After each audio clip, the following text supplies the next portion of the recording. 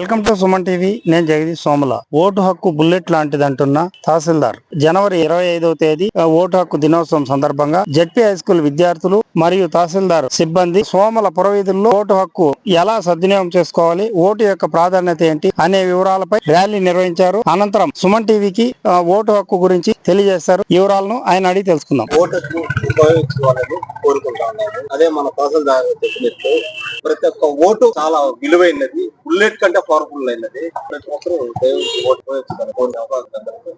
సోమల మండల ప్రజలందరికీ జాతీయ ఓటర్ దినోత్సవం సందర్భంగా శుభాకాంక్షలు. దేశవ్యాప్తంగా ఈరోజు ఓటర్ దినోత్సవాన్ని అన్ని చోట్ల ఘనంగా జరుపుకుంటున్నారు.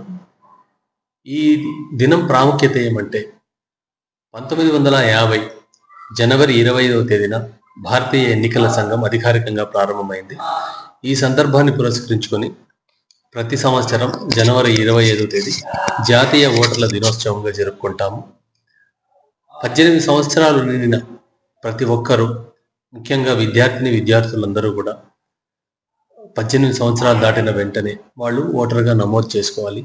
ఇది రాజ్యాంగం మనకు కల్పించిన హక్కు కాబట్టి ఓటు హక్కును అనేది పొందడం వయోజనులందరికీ అతి ముఖ్యమైన బాధ్యత. ప్రజాస్వామ్యంలో ఓటుకున్న ప్రాధాన్యతను అందరూ గుర్తించాలి. మీ విలువైన ఓటును నోటుకు అమ్ముడుపోనీయకుండా బాధ్యతాయుతంగా ప్రజాస్వామ్యంలో మనకిచ్చిన ఈ అతి విలువైన హక్కును సద్వినియోగం చేసుకోవాలని, తద్వారా నిబద్ధత కలిగిన, నిజాయితీ కలిగిన నాయకుల్ని ఎన్నుకోవడం ద్వారా ప్రజాస్వామ్యం పూర్తి స్థాయిలో పరిఢిల్లుతుంది. కాబట్టి ఓటర్లు అందరూ కూడా తమ హక్కును సద్వినియోగం చేసుకోవాలి.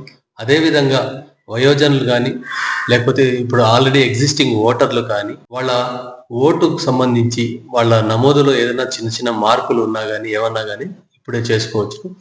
మీకు సమీపంలో ఉన్న మీ బూత్ లెవెల్ ఆఫీసర్ను సంప్రదించండి, లేదా ఆన్లైన్ ద్వారా కూడా మీరు అప్లికేషన్ నమోదు చేసుకోవచ్చు. ప్రజాస్వామ్యంలో ఓటు విలువ అనేది బుల్లెట్ కన్నా అతి శక్తివంతమైనది బ్యాలెట్ అని. ప్రజాస్వామ్యంలో ఓటర్లకు కల్పించిన ఈ హక్కును అందరూ సద్వినియోగం చేసుకోవాలి.